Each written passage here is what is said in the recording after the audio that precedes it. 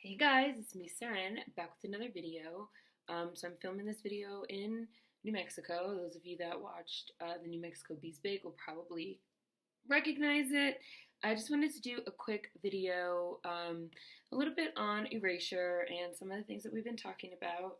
I was sent, sorry, I was sent this story, I guess, whatever you want to call it, on Instagram. And I'm just going to read you guys the message that was sent to me. So there's a movie being made by one of the directors of Insecure. It's about two black people, both dark-skinned, who kill a police officer and run away. Now it's set in America and supposed to comment on America's racial climate and comment on black love as a revolutionary act. I was 100% in until I realized both actors are FBs. I wanted to be here for this so bad because of the dark-skin representation. Specifically, the rep of dark-skin femininity is something that is worthy of companionship and love, but now I feel weird. Because they could have easily casted two dark-skinned black Americans, period. It keeps happening, like it's super annoying, it's deliberate. And I replied back, I said, it is, we're being erased.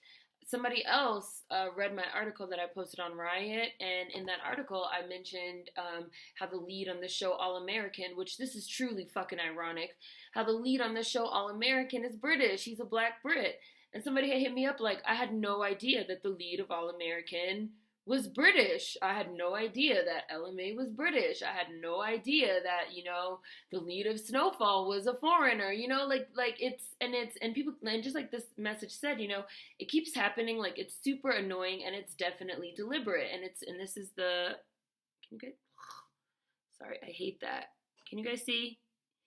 I don't know why Queen and Slim, Jodie Turner-Smith lands lead opposite Daniel Kaluuya in Black Love Story from Lena Waithe, yet again, Lena Waithe, and Melina Matsoukas. Let me brain it. There you go. And I've never even heard of Jodie Turner-Smith. I don't know who the fuck she is. So it's not like she's some well-known fucking actor bitch that, we need this well-known chick to fucking sell tickets. I've never heard of this bitch. So that's not even gonna fly. We had to go with her because she's a poppin' ass name right now. Let me read that to you again. It's about two black people who kill a police officer and run away. It's set in America and supposed to comment on America's racial climate and comment on black love as a revolutionary act. I was 100% in until I realized both are FBs. They could have easily casted two dark-skinned black Americans. Again, even going back to Samuel L. Jackson's commentary on Get Out 2 years ago, a movie which also starred fucking Daniel Kaluuya and what is meant to be this sort of commentary on American anti-black racism. It's like something else that I mentioned in my article on Riot. If you haven't seen that article, I will be pinning it, and I will also have it in the description box. David Harewood, who is a black British actor, gave an interview to Guardian where one of the things that he said was, I feel like foreign black actors can be better for these types of roles where we're talking about, American anti-black racism. The word he used was unshackled. He said, because we are unshackled from the racial history of the United States, so we are able to look at it as just a part and just, be like, oh, we're just acting, we're just actors, and this is just a role. And it's something that I said in the piece was number one, is it appropriate? Is it appropriate for the racial history of the United States to be unshackled, to be racially unshackled? Is it appropriate for these type of films that are about a very specific type of American anti-black racism, be it Get Out, be it this movie? It's called Queen and Slim, yet again, Queen and Slim. Jodie Turner-Smith lands lead opposite Daniel Kaluuya in Black Love Story. Is it appropriate to continue, again, using foreign black actors as the go-to for stories that are supposed to revolve around a really specific kind of American anti-black racism? And just as Samuel L. Jackson said, I literally have never heard of this chick, Jodie Turner-Smith. I have no idea who she is yet again. So that's really not a reason for her to be cast, but I don't know anything about her. So not to shit on her. I don't know anything about her. But just like Samuel L. Jackson said, not to shit on these people, but what would a descendant of American chattel slavery bring to this role? Someone that is motherfucking racially shackled to the anti-black racism here in the United States. what would one of us bring to this role, and how is it that the go-to for these types of roles have become non-American blacks, non-descendants of American chattel slavery. There is something about it, yet again, that makes me very much uncomfortable. And just like this person said that sent it to me, it feels deliberate, like it is erasure, you know, like we are being erased. Like there's this idea, and I've touched on this actually in some other videos that I have already recorded, but I have upcoming. You know, this idea that we do not even exist, you know, that we don't exist, or as we've said before, that we don't act, or that we're not well trained, or that we would just respectability politics, or, you know, that I've seen people say like, well, there's more foreign blacks than black Americans in the United States, so it only makes sense. What? And something that I also wanted to just talk about for a second is, this is something that we keep hitting up against, and I feel like it's going to keep on, you know, coming up. We also saw it, I talked about it a little bit briefly with The Rock playing John Henry, is this idea about dark skin representation. It seems like, and I also feel like this is another form of erasure, it also seems like when we talk about dark skin representation, like as if people don't think that dark skinned descendants of American chattel slavery exist, people don't think that dark skinned black Americans exist. We're kind of getting into this idea and this concept of, well, we can either have a black American or a descendant of American chattel slavery that is mixed. We've talked about this briefly. There's this idea that descendants of American chattel slavery are all mixed, that we are not really black, that we are not fully black, and that foreign blacks are fully black. You know, it's just, there's been a lot of like example, John Henry, we were talking about who could play a dark-skinned version of John Henry in a movie, and the name that so many people immediately threw out there was Winston Duke, who was M'Baku in Black Panther, who is a foreign black. So again, we've been bumping up against this idea of like, well, do we want a dark-skinned, fully black, foreign black, or do we want a mixed, which 9 times out of 10 equates to light-skinned and or biracial descendant of American chattel slavery. Like as if there's no in-between there. Like as if there are no dark-skinned, fully black descendants of American chattel slavery that exist. Like as if there are no dark-skinned, fully black descendant of American chattel slavery actors that exist. And this is something that I do feel like people are going to have to decide how they feel about it. You know, personally, is it because I know there's going to be people that say, well, it's more important to me to get the dark-skinned representation, so I don't care if it's a foreign black in a role that is a really specific sort of meditation on American anti-black racism. I don't care if it's a foreign black in the role, I just want the dark-skinned representation. Or I've seen people say, like, well, I would prefer a fully black, foreign black over a mixed descendant of American chattel slavery. I've seen people say that, again, all descendants of American chattel slavery are mixed in one way or another because we do all have, you know, white blood that was raped into our bloodlines via American chattel slavery and via the rape of both men and women on the plantations. So it's sort of like, there's, again, which we've talked about, this idea that we are rape babies, that we are mixed, that we are mutts, that we are slave babies, that we are mutants, that we are hybrids,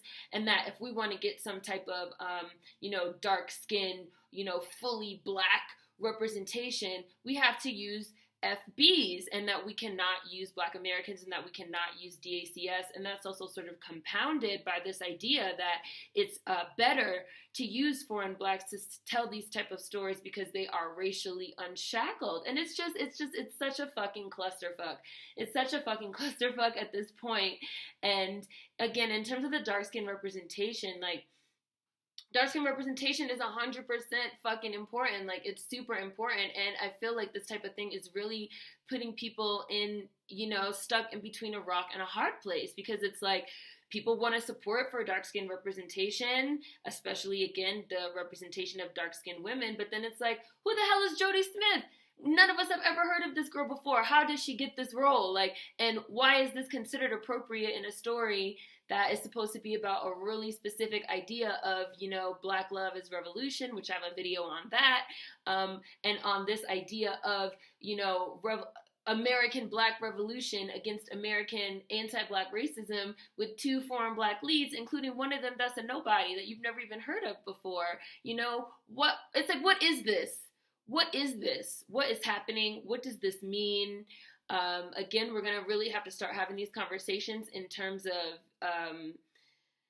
dark skin representation, the idea of what is fully black versus this idea that descendants of American chattel slavery are not fully black, or that dark skinned DACS do not exist, or that we are not appropriate to tell our own stories, and this blatant erasure of ourselves out of our own narrative, and this question that we keep bumping up against at this point in terms of the colorism, which is, do we want a fully black, dark skinned, foreign black, or do we want a DACS? It seems like that's the question that we're bumping up against, and even that is such a bullshit, unfair question, because dark-skinned black Americans, full black Americans do exist as well. Like, people are saying that black Americans don't exist, that there's more foreign blacks in this country than us. I've seen people say that most black Americans at this point have at least one foreign black parent, which is not the case. Like, people just don't know us. They don't know anything about us. And the default setting at this point, even for our own stories, and especially when you start talking about dark skin representation, is not us.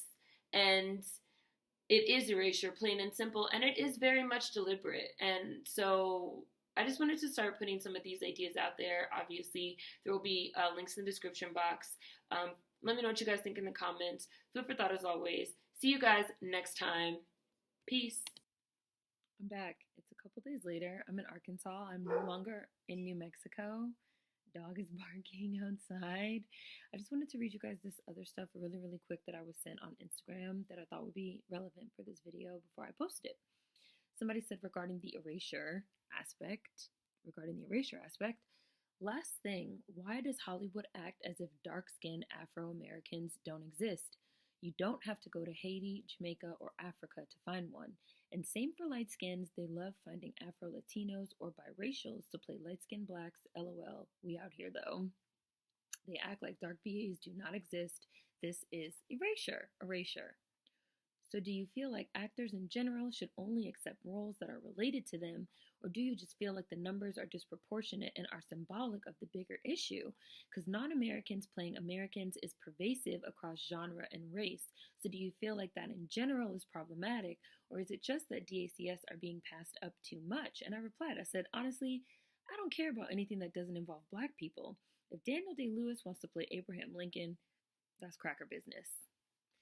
Two foreign blacks playing black Americans against a backdrop of American racism is my DACS business, and I will speak on it. Foreign blacks are the go-to at the moment to play DACS, and especially in roles that have to do with American racism. It's sick and it's perverse, and it is another form of erasure. And foreign blacks happily collude with the system to oppress us for money and career gains. The numbers are disproportionate and symbolic of a bigger issue when it comes to the oppression of DACS. And the person said, I guess I don't agree. I 100% do agree on the marginalizing of black Americans telling black stories. You know, it just is what it is. And then a foreign black actually sent me a really interesting message that I wanted to read you guys. Yeah, my brother-in-law just got back from LA and he saw heaps of really black, dark-skinned black Americans. No offense intended. He just said that BAs are actually really darker in real life, not like on TV. Guess that's saying something about representation on mainstream TV over the years, huh?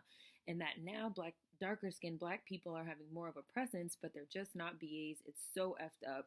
I'm sorry. Like, it's an issue, and I really do think that it's something that we're going to have to start thinking about in different ways as we continue to move forward and talk about representation and talk about what we're continuing to talk about. It's not as easy as we have sort of historically been thinking that it is when it comes to erasure, and when it comes to representation, and when it comes to DACS, and when it comes to these black American stories and what these types of things mean and represent. So I just wanted to give these follow-ups because some people had sent me some really interesting stuff on this topic that I wanted to share with you guys. So food for thought as always. See you guys next time. Peace.